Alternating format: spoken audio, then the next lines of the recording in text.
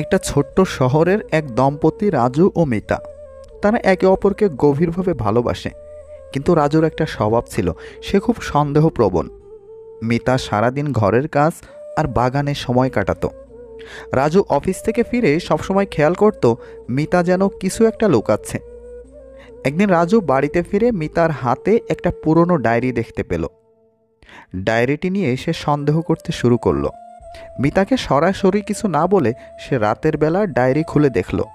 সেখানে একটা কবিতা লেখা ছিল, তুমি আমার জীবনের আলো, তোমার স্পর্শে যে ভালোবাসা পাই সেই ভালোবাসায় আমি বাঁচি। রাজু আরও কিছু পাতা উল্টিয়ে দেখল। প্রতিটি পাতায় তার নাম লেখা। সে বুঝতে পারল মিতা তার ভালোবাসা তার মতো করে প্রকাশ করে, যা সে কখনো খেয়াল করেনি। পরদিন সকালে রাজু মিতাকে জড়িয়ে ধরে বলল, তুমি যে আমাকে এত ভালোবাসো সেটা আমি কেন আগে বুঝিনি। মিতা হেসে বলল, ভালোবাসা দেখানোর জন্য বড় কিছু করতে হয় না, ছোট ছোট কাজ আর বিশ্বাসই তো আসল।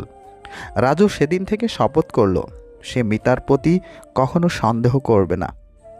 সম্পর্কে বিশ্বাস আর ছোট ছোট ভালোবাসার মুহূর্তগুলোই সবচেয়ে মূল্যবান। সন্দেহ বা অবিশ্বাস দূর করে একে অপরকে বোঝার চেষ্টা করাই সম্পর্ককে গভীর করে। দায়িত্ব জিনিসটা বড়ই অদ্ভুত। যে পালন করে সেই সবসময় দোষী হয়, আর যে এড়িয়ে যায় সে শুধু লম্বা লম্বা জ্ঞান দিয়ে যায়। বিশ্বাস কিছুটা ক্ষতি করতে পারে, কিন্তু অন্ধবিশ্বাস আপনার সবটা কেড়ে নিতে পারে। নীরব থাকা মানে সব কিছু মেনে নেওয়া নয়, কিছু নীরবতা নিজেকে ভালো রাখার জন্যও করতে হয়।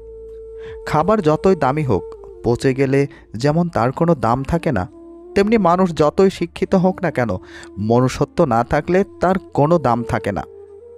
যদি 27 বছর নির্জন দ্বীপে কারাগারে বসবাস করা লোকটি ফিরে এসে প্রেসিডেন্ট ও নোবেল বিজয়ী নেলসন ম্যান্ডেলা হতে পারে, তবে আপনিও নিশ্চয়ই থেমে যাওয়ার পাত্র নন। নিজেকে কখনো বাতিল বা অপ্রয়োজনীয় ভেবো না, কারণ একসময় মরা গাছও কিন্তু পাকা ফল দেয়। নিজের যোগ্যতার জন্য অহংকার করো না, কারণ পাথর তার নিজের ওজনের জন্যই ডুবে যায়। জীবনে দুজন মানুষকে কখনো ভুলে যেও না। এক, যে তোমাকে জিতিয়ে দেবার জন্য সব কিছু হারায়, তোমার বাবা। এবং দুই, যে তোমার সকল কষ্টে তোমার পাশে থাকে, তোমার মা। আপনি শুধু সামনের দিকে এগোতে থাকলে বিরোধী পক্ষ আপনাকে প্রশ্ন, সমালোচনা, সন্দেহ করবে। সেক্ষেত্রে চিন্তার কোনো কারণ নেই।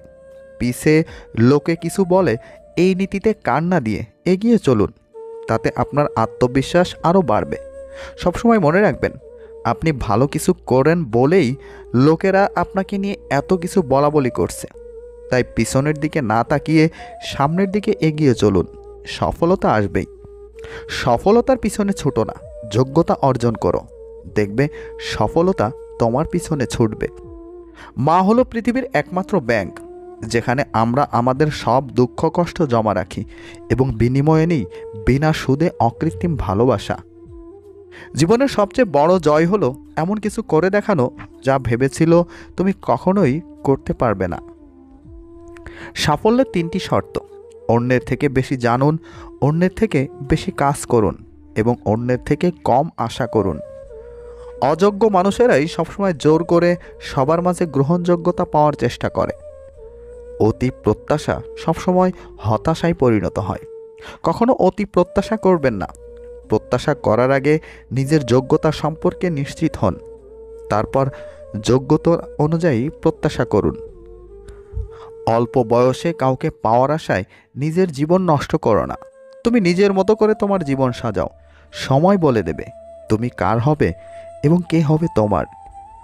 আপনার প্রিয় মানুষটি যে কোনো কারণে আপনার উপর রাগ করতে পারে, কেননা এটা তার অধিকার, আর তার রাগ ভাঙানোটা আপনার দায়িত্ব। সময়ের সাথে নিজেকে পরিবর্তন করা বুদ্ধিমানের কাজ। তুমি কখনোই সব কিছু পেতে পারো না, কারণ সব কিছু রাখার জায়গাও তোমার নেই। জন্মদিনে এত উল্লসিত হবার কিছু নেই। মনে রেখো, তুমি মৃত্যুর দিকে আরও এক ধাপ এগিয়ে গেলে। কাউকে পাওয়ার আশা করো না, নিজেকে এমনভাবে তৈরি করো যেন মানুষ তোমাকে পাওয়ার আশা করে। আপন ভেবে কাউকে মনের সব কথা বলো না। এমন এক সময় আসবে সে তোমাকে তোমারই কথা দিয়ে আঘাত করবে। যেটা হয়ে গেছে তার জন্য আফসোস করো না, যা হতে যাচ্ছে তা নিয়ে চিন্তা করো। অর্থ মানুষের অবস্থার পরিবর্তন করলেও স্বভাব বদলাতে পারে না। তুমি অপরের যত ক্ষতি চাইবে তার চেয়ে বেশি তুমি নিজেই ক্ষতির সম্মুখীন হবে। সেই ধৈর্যশীল যে অতীত ভুলতে পারে, আর সেই বুদ্ধিমান যে বর্তমান ও ভবিষ্যৎকে নিয়েই শুধু ভাবে। প্রশংসা ভালো লোককে আরও ভালো করে, আর খারাপ লোককে আরও বেশি খারাপ করে। কোনো কিছু না পাওয়ার জন্য আপনিই বেশি দায়ী, কারণ একটাই, আপনার চাওয়ায় ত্রুটি ছিল।